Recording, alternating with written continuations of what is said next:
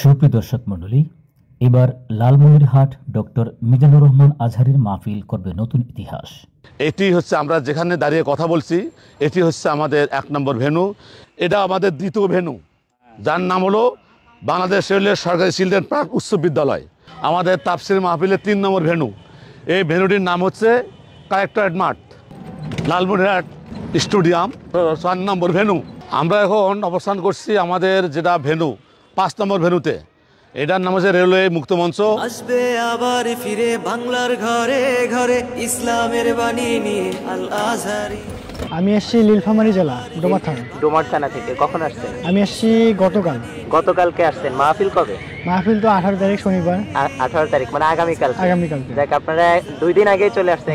আপনারা কাদের আলোচনা শুনতে আসছেন? আমি মিজানুর রহমান আজহারী। আমি দিনাজপুর থেকে আসছি। কদিন আগে আসছেন? আমরা আসছি আগামীকালকে। 2 দিন আগে আসছেন নাকি? জি ভাই, আমরা এখানে ছিলাম। রাত্রে এখানে ছিলেন? জি। আজকে রাত করে এখানে থাকবেন? জি। প্রাকৃতিক পরিবেশের সৌন্দর্য, সেই লাল বিল্ডিংয়ের পাশে অবস্থিত বিশাল একটা মনোরম পরিবেশে আমরা মূল ভেন্যু করেছি। এই ভেন্যুতে আমাদের কার্যক্রম শুরু হবে ইনশাল্লাহ। এবং এর সঙ্গেই এখান থেকে 100 গজ উত্তরেই আরেকটি আমাদের রেলওয়ে সিপি স্কুল মাঠ রয়েছে, সেখানেও প্রায় আমাদের 2 লক্ষাধিক লোকের অ্যারেঞ্জমেন্ট হবে ইনশাল্লাহ। এরপরে 3 নম্বর ভেন্যু রয়েছে আমাদের এই মাঠ থেকে 200 গজ পশ্চিমে কালেক্টরেট মাঠ, সেখানেও 2 থেকে 3 লক্ষাধিক মানুষের অবস্থান হবে আলহামদুলিল্লাহ। এরপরে আমাদের ভেন্যু রয়েছে রেলওয়ে মুক্ত মঞ্চ, সেখানেও আমাদের এখান থেকে পূর্ব দিকে 100 গজ পূর্বে, সেখানেও আমাদের প্রায় লক্ষাধিক লোক ধরবে। তারপরে আমাদের ভেন্যু রয়েছে মহিলাদের জন্য এখান থেকে 1 কিলোমিটার দক্ষিণে, এবং সেখানে প্রায় 3 লক্ষাধিক মহিলা বসার ব্যবস্থা করা হয়েছে। সেখানে পর্যাপ্ত পানি স্যানিটেশন ব্যবস্থা করা হয়েছে, তাদের পর্দা সুরক্ষা এবং নিরাপত্তার ব্যবস্থা করা হয়েছে। এই স্টেডিয়াম মাঠে, লালমনিরহাটের ঐতিহাসিক স্টেডিয়াম মাঠে এই পুরো প্রোগ্রামটিকে নিরাপত্তা দেওয়ার জন্য আমরা এখানে 35 সদস্য বিশিষ্ট একটি কমিটি গঠন করা হয়েছে। সেই কমিটির আমি তথ্য বিষয়ক দায়িত্ব রয়েছি। আমি যার কারণে আপনার জাতীয় উদ্দেশ্যে তথ্য উপস্থাপন করার জন্য আজকে আমি আপনাদেরকে অবহিত করছি। আমাদের এখানে 5টি গ্যারেজের ব্যবস্থা করা হয়েছে। পশ্চিম দিক থেকে যারা আসবেন তাদের জন্য ব্যবস্থা করা হয়েছে সাপ্টিবাড়ি ডিগ্রি কলেজ এবং সরকারি কলেজ মাঠ। আমাদের উত্তর দিক থেকে যারা আসবেন তাদের গ্যারেজের ব্যবস্থা করা হয়েছে বিদ্যারহাট রেল কেন্দ্র ঈদগাহ মাঠ এবং আমাদের কলেজের স্কুল মাঠ। পূর্ব দিক থেকে যারা আসবেন তার জন্য ব্যবস্থা করা হয়েছে আমাদের সরকারি উচ্চ বিদ্যালয় মাঠ। এমনিভাবে দক্ষিণ দিক থেকে যারা আসবেন তাদের জন্য রয়েছে হাড়িভাঙ্গা ঈদগাহ মাঠ এবং এভিয়েশন মাঠ।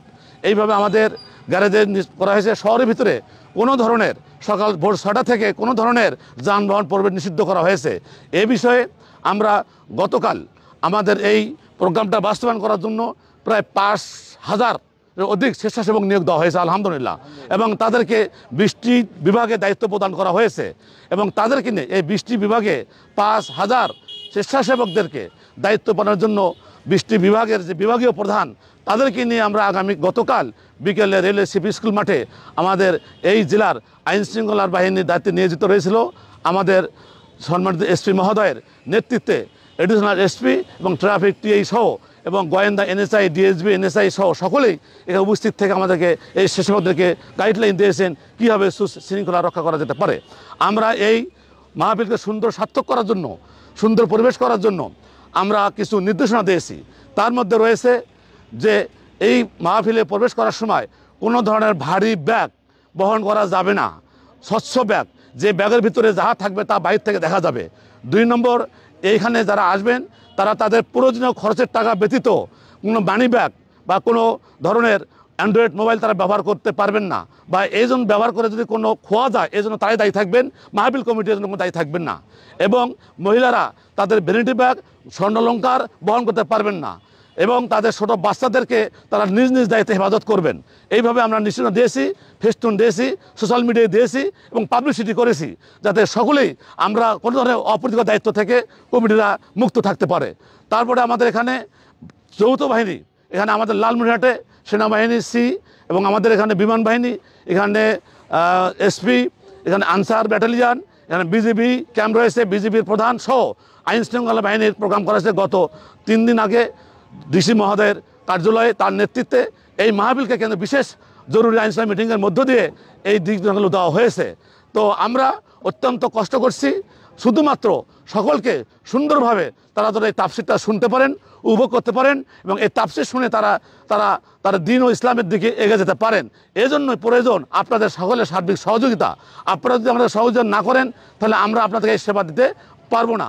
এজন্য আমাদের খাওয়ার হোটেলের জন্য নির্দিষ্ট জায়গা বরাদ্দ দেওয়া হয়েছে। এই জন্য কোনো বিচ্ছিন্নভাবে কোথাও কোনো দোকান বসতে দেওয়া হবে না। এরপরও আমাদের অজু ইস্তিনজার জন্য এই কালেক্টরেট মাঠের, আমাদের এই মূল মাঠের, সরাদ্দি মাঠের এই যে দেখা যাচ্ছে উত্তর এখান থেকে 50 গজ দূরে আমাদের প্রায় 100 থেকে 200 লোকের একটা উজুর ব্যবস্থা করা হয়েছে ওপেনই। এটা স্থানীয় জনস্বাস্থ্য পরিষদের অধিদপ্তর করে দিয়েছেন। আমাদের কালেক্টর মাঠেও উজুর ব্যবস্থা করা হয়েছে। আমাদের স্যানিটেশনের জন্য টয়লেটের ব্যবস্থা করা হচ্ছে। গতকাল শুনেছি যে আপনারা এই লালমনিরহাটের মাহফিলের জন্য ট্রেন বরাদ্দ করেছেন। জি আলহামদুলিল্লাহ, সুন্দর প্রশ্ন, ধন্যবাদ। আসলে এই ট্রেনের প্রসঙ্গ যখন আসছে আমাকে ভালো লাগছে। তো আমি নিজে ট্রেনে একটু কর্মরত রয়েছি, রেলওয়েতে, রেল ডিপার্টমেন্টে। আমি নিজে ব্যক্তিগত এই তো আনন্দিত এই জন্যই যে আমাদের রেল অঙ্গনে প্রোগ্রামটা হচ্ছে। আমি যেহেতু রেলে কর্ম করি, রেল অঙ্গনে আমাদের মূল স্টেজ হচ্ছে এবং এই দূরদূরান্ত থেকে আমাদের লালমনিরহাট রেলওয়ে বিভাগীয় হেডকোয়ার্টার সদর দপ্তর, এখান থেকে বুড়িমারি সেকশনে থেকে লোক আসার জন্য, এখান থেকে ঝান্টার থেকে লোক আসার জন্য, এখান থেকে পার্বতীর লোক আসার জন্য আমরা ডিআরএম মহোদয়ের সঙ্গে কথা বলে, ডিসিও মহোদয়ের সঙ্গে কথা বলে আমরা আবেদনের মাধ্যমে এখানে আমরা 17টি অতিরিক্ত কোর্স সংযোজন করেছি এই লোকের শ্রোতাদের এই আসা যাওয়ার সুবিধার্থে। ইনশাল্লাহ ইতিপূর্বে এই বাংলাদেশে যে 3টি প্রোগ্রাম হয়েছে সেখানে মনে হয় এই ধরনের ব্যবস্থা করা হয়নি বলে আমার বিশ্বাস। তো এটা আমাদের একটা এক্সেপশনাল একটা আমাদের পদ্ধতি আমরা অবলম্বন করেছি। দ্বিতীয়ত হচ্ছে আরেকটি বিষয় আমরা অবগত করতে চাই যে অন্য জায়গায় আমরা অনেক সমস্যা দেখেছি যে আমাদের এখানে মঞ্চ থেকে 50 গজ দূরে আমাদের একটা ব্রিগেড থাকবে, তার থেকে আরও 100 গজ দূরে একটা ব্রিগেড থাকবে, তারপরে একটা ব্রিগেড থাকবে, তার 200 ফিট দূরে আরেকটা ব্রিগেড থাকবে। আমরা সামনে আমাদের শৃঙ্খলার জন্য আমরা মঞ্চে প্যান্ডেলের ভিতরে ব্রিগেড দিয়েছি বাস দিয়ে, যাতে কোনো ধাক্কা দিয়ে কেউ অতিরিক্ত অন্যদিকে যেতে না পারে। আপনারা দেখতে পারবেন, ভিডিও দেখাবেন, আমাদের ব্রিগেড দেওয়া আছে মঞ্চের থেকে আমাদের 15-20 ফিট পর লম্বায় আমাদের ব্রিগেড দেওয়া আছে, বাস দিয়ে রেলিং দেওয়া আছে, যাতে ধাক্কা দিয়ে কেউ সামনে গিয়ে বিঘ্ন সৃষ্টি না করে পারতে।